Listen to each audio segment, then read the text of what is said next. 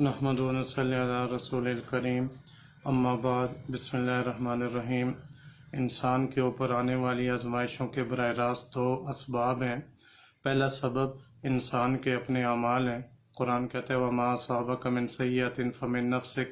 جو تمہیں تکلیف پہنچتی ہے وہ تمہاری اپنی وجہ سے ہوتی ہے۔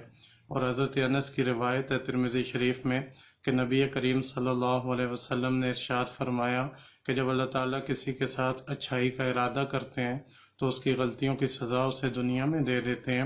ابن ماجہ کی بھی روایت ہے کہ حضور نے فرمایا جب کسی قوم میں کھلی بے حیائی عام ہو جائے تو اس کے اوپر طاعون اور اس جیسی ایسی وبائیں آ جاتی ہیں جو ان سے پہلے لوگوں میں نہیں ہوتی،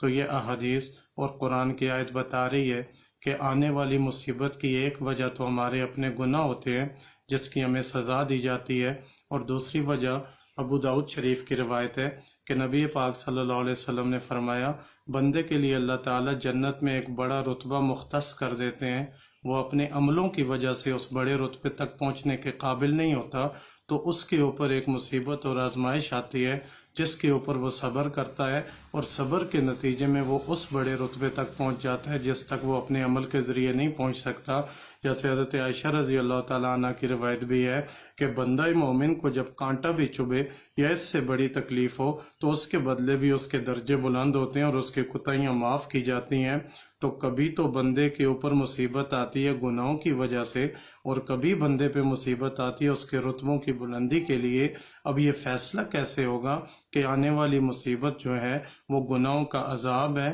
یا بندے کے رتبوں کی بلندی اور درجات کی بلندی کی وجہ ہے؟ تو یہی سوال سیدنا علی المرتضیٰ رضی اللہ تعالیٰ عنہ سے کسی نے پوچھا کہ آزمائش اور عذاب میں کیا فرق ہے، کیسے پتہ چلے گا کہ یہ جو مصیبت آئی ہے یہ آزمائش ہے یا عذاب ہے؟ تو حضرت علی رضی اللہ تعالیٰ عنہ نے جواب میں فرمایا کہ اگر آنے والی مصیبت کے بعد بندے کا تعلق خدا کے ساتھ زیادہ ہو جائے اور وہ اپنے رب کے قریب آ جائے تو یہ نشانی ہے کہ یہ مصیبت بندے کے لیے آزمائش اور رتبوں کی بلندی کی وجہ تھی، اور اگر آنے والی مصیبت کی وجہ سے بندہ ناشکرا ہو جائے، اپنے رب سے دور ہو جائے، تو یہ اس بات کی نشانی ہے کہ یہ بندے کے اوپر عذاب تھا۔ تو ایک فرق تو یہ ہے کہ اگر مصیبت خدا کے قریب کرے تو آزمائش، اگر خدا سے دور کرے تو عذاب، اور دوسرا فرق یہ ہے کہ اگر گناہ کرتے ہوئے کوئی مصیبت آ جائے تو یہ عذاب سمجھی جائے گی، اور اگر نیکی کے کام اور نیکی کے راستے میں کوئی تکلیف آ جائے